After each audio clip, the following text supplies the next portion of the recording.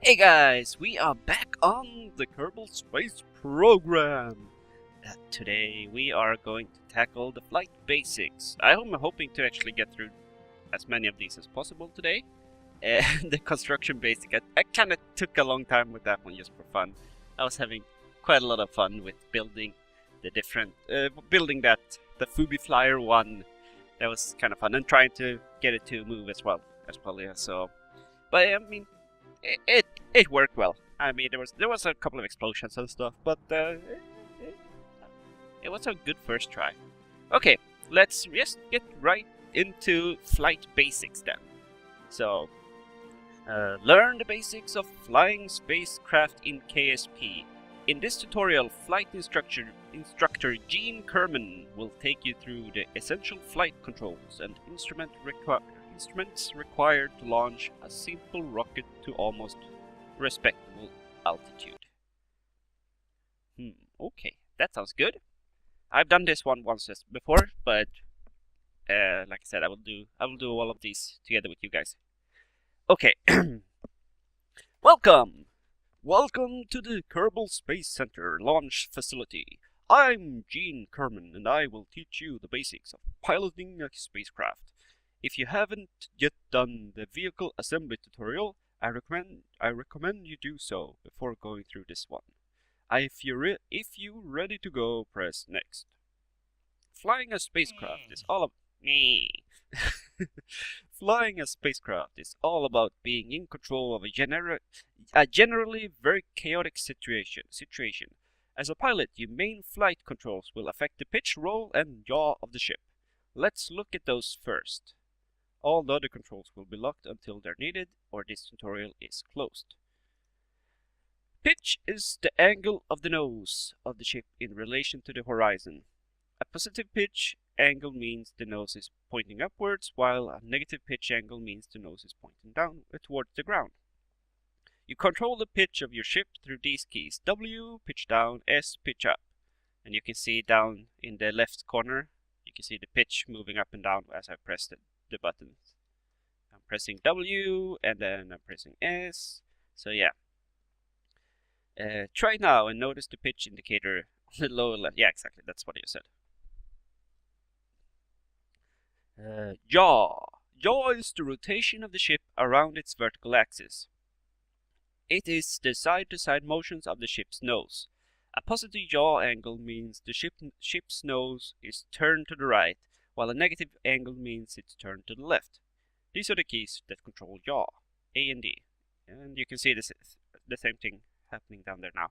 The same thing. Moving. Okay, next.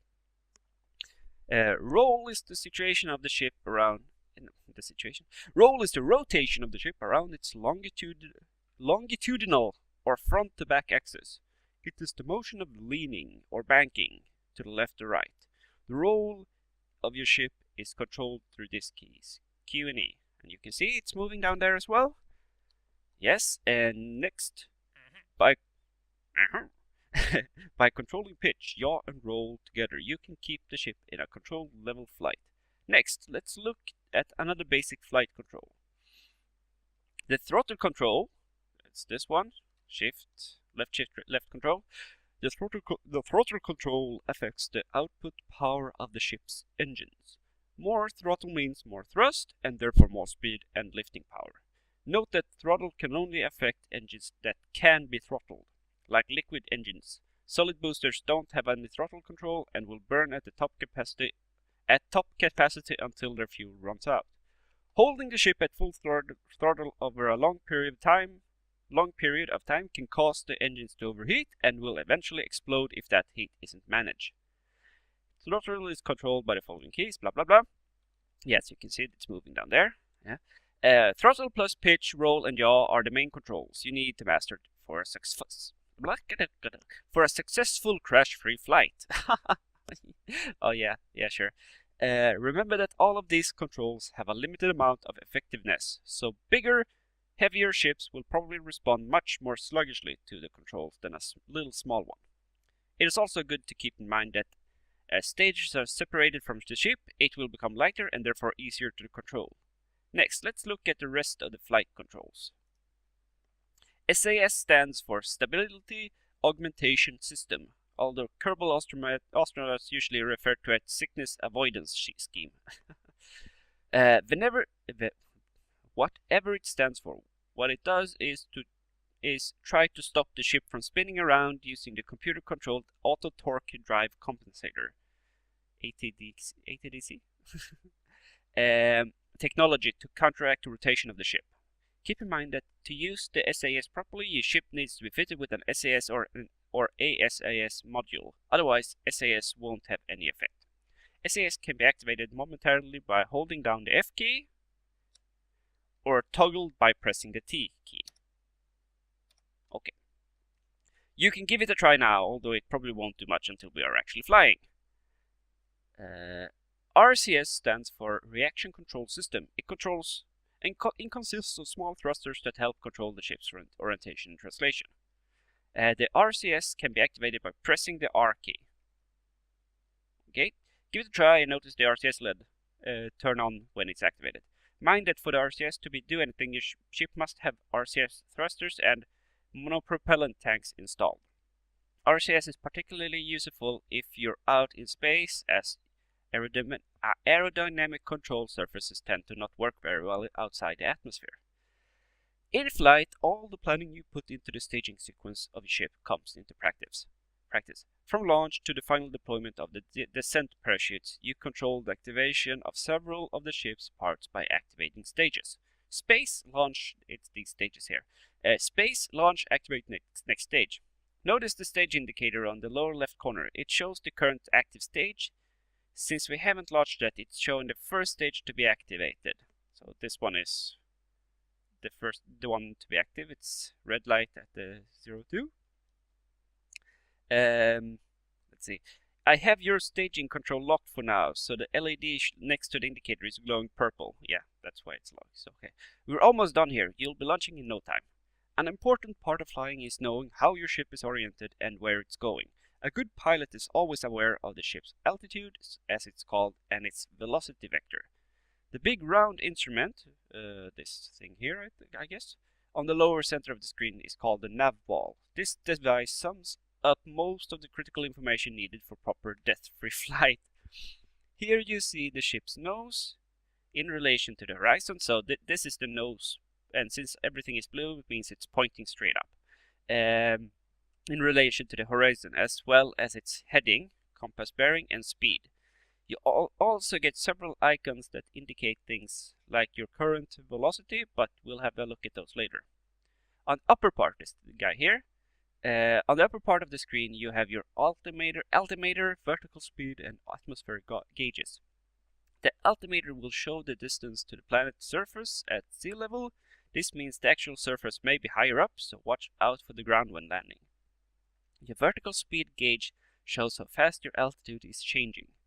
That's this end of this thing, I guess. When launching, it's considered best to keep this gauge pointing up. Yeah, I would assume that too. The atmosphere gauge indicates how deep the ship is in the planet's atmosphere. This helps you know if the ship is high enough for orbiting without losing speed to air resistance, or judge how effective wings and control surfaces will be. My voice is going.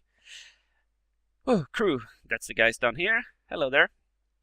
These guys on the lower right corner are the crew of the ship. It is generally a good idea to try and keep them alive through the flight.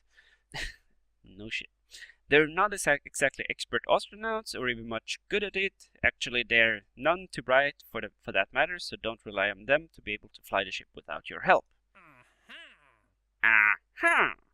This concludes our flight tutorial. Hopefully by now you should know enough to be able to pilot a spacecraft.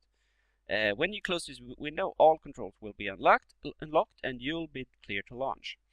At any time you may press escape to pause the game. In the pause menu, you can restart the flight or end this tutorial and return to main menu. Hit space when ready to launch. Good luck. Set throttle to max, okay? And finish tutorial. And then, I guess, in 3, 2, 1, blast off! Woo! We can spin it. We can go like so, and we can go like so. Woohoo. Spinning. Okay, that rocket didn't really last long. You can see it's still going upwards. Abort? No, I don't want to abort. And now we start falling. Let's fall with grace. Straight down. Whoa, that was too far.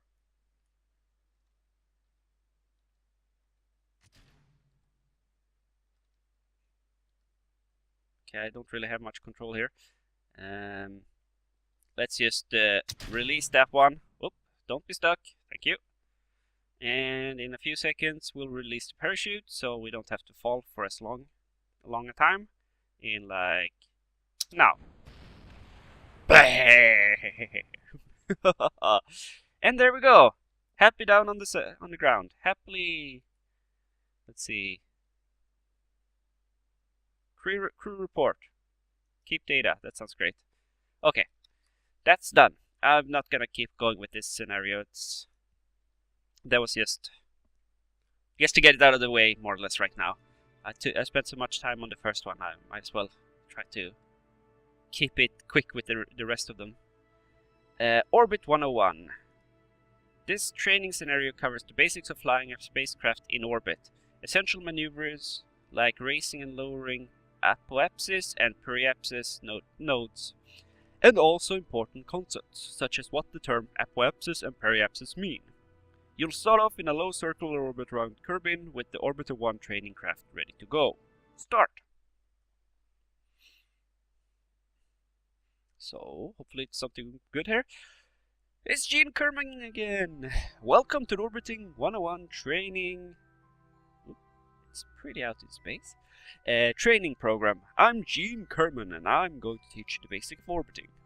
I assume you've already done the basic flight tutorials and are now ready to learn how to get around in space. If you haven't done them, well, I hope you know what you're doing. Let's get started. Orbiting is really nothing more than free falling. The only thing is that as you fall, you're moving so fast forwards, you'll actually miss the ground. Because up here there is no atmosphere to slow you down, you will continue to free fall endlessly around the planet without having to use your engines. We are currently on a low, almost circular orbit around Kerbal. To get a better view of your situation, press the M key to go into map view. Okay, there we have the map. That's us, and this is what we're spinning. This is the way we're spinning. This is the map view. Here you can see your ship's position and its current trajectory around the planet. Use the mouse to look around to see your orbit from various angles. Also, hovering over the icons on the map will display more information about them. Close the map when you're ready, so we can proceed. So, orbit, okay, that's a pretty good one, 50,000. This one is at 225, and this one is at 74. Okay, so it's not completely circular, or, well, it's circular, I guess, but not even. Good, let's get practical now. I trust you already know your basic spacecraft controls. Up here, they're very much the same, only that the lack of an atmosphere makes the ship behave quite a bit differently. Because there is no drag slowing you down for every input you apply, you'll have to apply an opposite one to come to stop again. I'm going to remotely nudge your attitude controls a little. Try to get the ship back under control afterwards. If you find yourself totally out of control, hit T to toggle the SAS. Are you ready? Not really, but ready. Okay, here we go. There, you're in control now. Stop rotation using the pitch, yaw, and roll controls. I suggest you use the nav ball to orient yourself instead of looking at the ship. The nav ball isn't affected by the camera rotation, so it should be easier to get your bearings through it than by looking at the outside. Okay. So if we do this, we need to stop the rotation. And yeah, so I'm just nicely done. Attitude. Attitude? Altitude? Attitude control is an essential skill for a spacecraft pilot. Master it and you'll be well on your way to becoming an expert commander. You can try this again if you want. No, I'm ready. Okay, now let's get a look at the nav ball. You've probably seen the symbols on it when you were spinning around. Here's what's made. Prograde vector. It points towards your velocity vector. That is, it points to where you're going. Okay, so that one is pointing to where I'm going. So if I want put my ship to point to where I'm moving at, I need to... Oh, come on. I need to be there. Oh.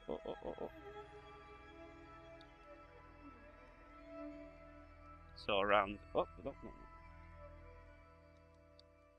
Oh, crap. That's gonna take a while to get used to. There we go. Ish.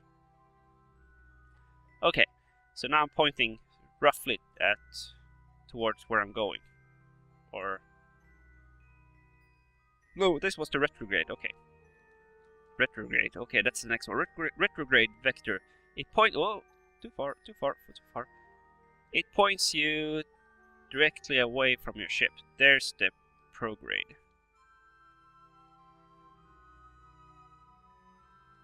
So...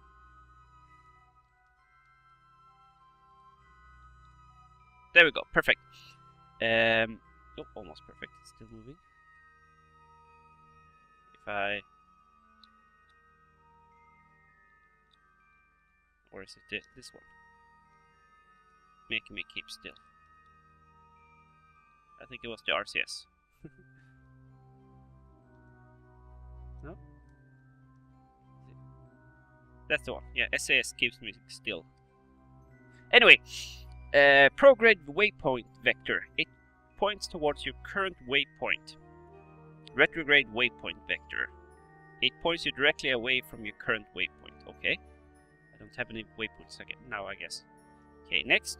Okay, now let's try something a little bit more involved. Open your map again. M. What we want to do now is go through some of the basic maneuvers you'll need to know. Let's try raising your apoapsis first. The apoapsis is the highest point in an orbit, and it is indicated by the node marked ap. That's that one. The best place to raise your apoapsis is at the periapsis PE node, which is the lowest point of your orbit. If you hover the mouse over the periapsis node, you'll see that you're going to reach it in a few minutes. Once there, we will face prograde and burn. Press period to speed up time a little so we can get there faster. Period, that's that one for me, yes. Okay, timer is now passing 5 times faster. We should be there in a few moments. You can control the time warp with the period and comma keys. Is that one? Yes, good. Let's see. Or click the arrows on the panel on the top left of the screen. This time I'll put us back to normal time just before we reach periapsis.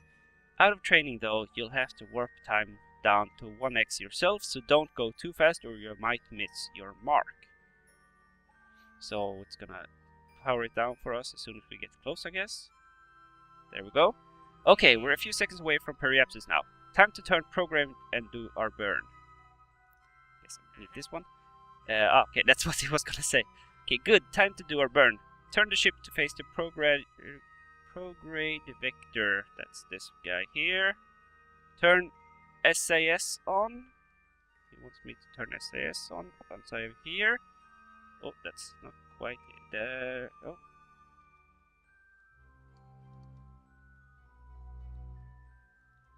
There we go, that's good enough. Okay, we now turn to prograde. I've engaged SAS. Okay, he did it for me. So, to keep her steady, go ahead and throttle up now. Notice how the opposite side of your orbit starts to rise as you accelerate. Oh yeah, that's one that's going up. Keep thrusting prograde until your apoapsis altitude reaches about 800,000 meters. Okay. It's going up. 500,000. I've already missed the periapsis a bit though, but I think that's still okay. 650. 700, it's going fast. And there we go. Okay, I could press X to cut the throttle directly. Well done. This is how you raise your apoapsis node. With orbital maneuvers, pretty much everything you do will affect the opposite side of your orbit. So to raise the highest point, apoapsis, you thrust towards or prograde at the lowest point, periapsis. Similarly, to raise your periapsis, you thrust prograde at apoapsis. We're on our way to the apoapsis now, so let's just do just that. Hit next when ready, and I'll warp time to get us there quickly. Okay, we're on our way to the apoapsis node now. Notice how your ship loses speed as we rise. It should be... okay, I can't see it there. Oh, I see it here. Let's see, that's because we're climbing away from the planet, so we lose speed as we go higher. Just as you would if you were climbing a hill back here on Kerbal. The higher you are, the slower your orbit will be. Notice how the moon's orbital speed is around... do I have the moon here somewhere? There we go. Yeah. Notice how the moon's orbital speed... okay. Okay, here we are. Same as before. Turn prograde and fire up those engines. Should already be at prograde. And fire up. Keep burning prograde until the orbit is nearly circular. Okay.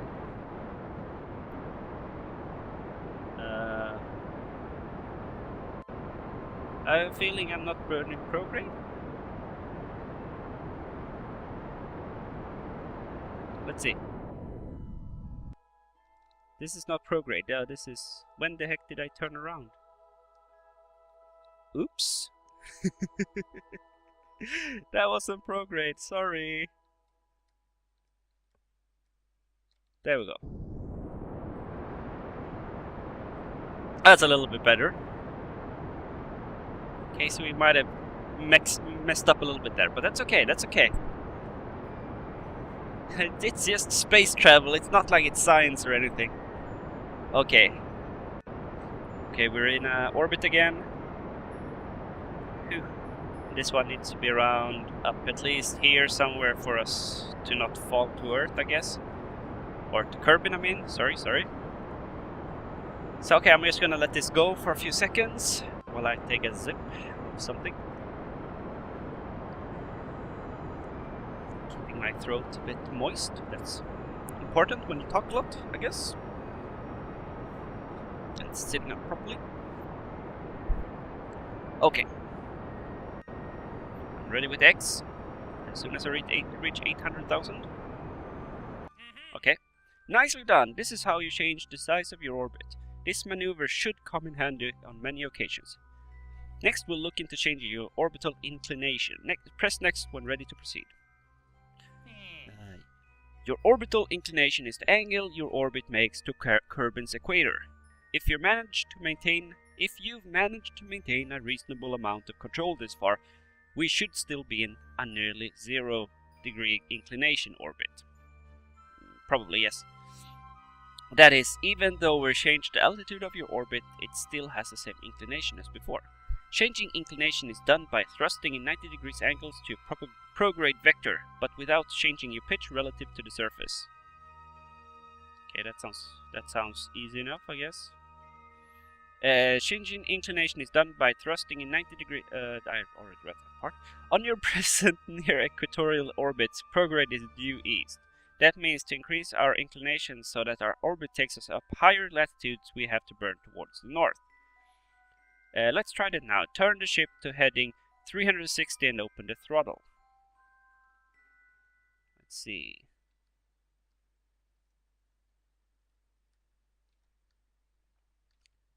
$360. Is that this way? Oh, it must be that thing here. Here? Let's see. What do I look like? I look like that. Okay, I mean that's exactly what I want to look like, I guess. So, vroom. Here we can look at the map again. Notice how as you burn your north, your orbit starts to tilt up, but the periapsis and apoapsis node remain mostly the same. That is because we are accelerating on a completely new direction, so this maneuver doesn't add or take away any energy from the orbit. Keep accelerating north until your inclination is about 10%.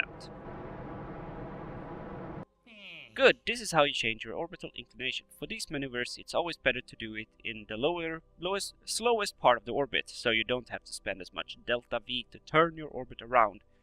Delta V? That also means inclination changes on larger orbits.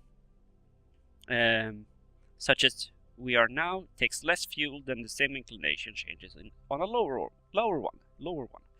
Also, keep in mind that changing inclination doesn't necessarily mean accelerating to the north or south. It means accelerating on a 90 degrees heading to your prograde vector, which on our nearly equatorial orbit also happen to be towards the north.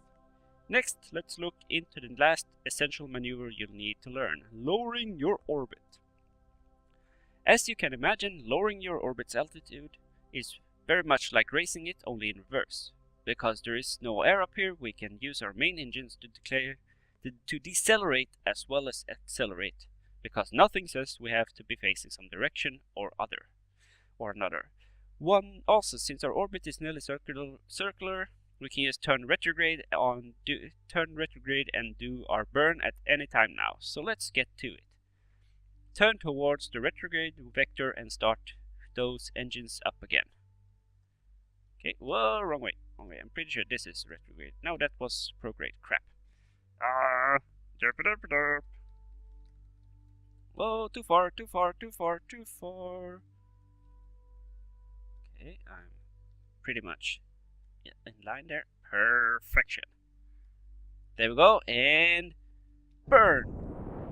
Keep burning retrograde until the periapsis altitude is about 30,000 meters. Try getting as close as possible this time. If you overshoot and get it too low, turn prograde and accelerate again. Okay, 30,000. I'm burning so much. So this is the one I wanna keep an eye on.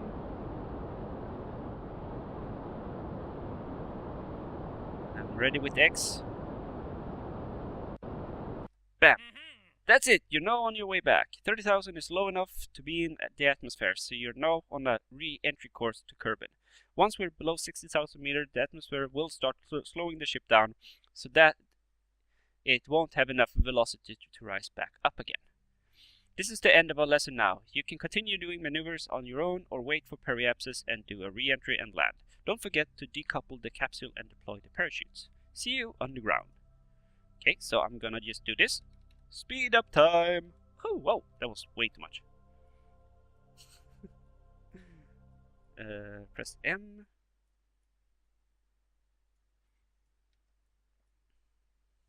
Warning, using physics warp can affect the structural stability of the vessel. Be careful using it with large ships. Okay, don't show again. Okay. It's when you do too much warp, I guess. So now we enter the orbit. Wait, let's do this. Let's change you to about this. Let's see, okay. Keep you like so. Just for the sake of it, it sounds like a good idea to point towards the, what's it called, the apoapsis. And now we can speed up again a little bit. I'm not sure what the red and glowing thing is there, if that's some kind of weird thing. But we're dropping now, so that's good enough. 34, 33, and now we're entering the atmosphere. Let's try to keep ourselves in the apoapsis. I'm gonna try and burn a little bit later on, just for funsies. See if we can slow down more, if that will help. So now I'm gonna take a lot of time on this one again, probably. Let's see. Whoa, no, no, no. Whoa, whoa, whoa, whoa, whoa. Sorry about that. Sorry about that, astronauts. Well, I like how the light actually changes on the images on their faces when you move them. When you move the thing. Oh, it's a little bit hard to control. 10,000. Okay, let's.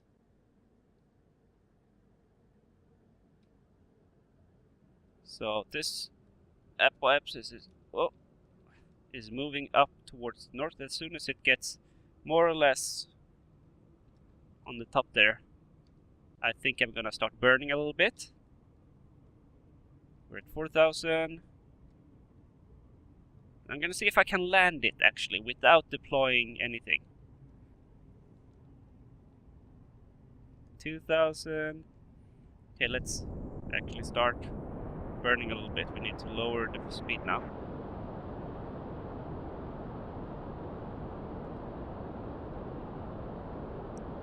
I think I'm actually doing pretty good.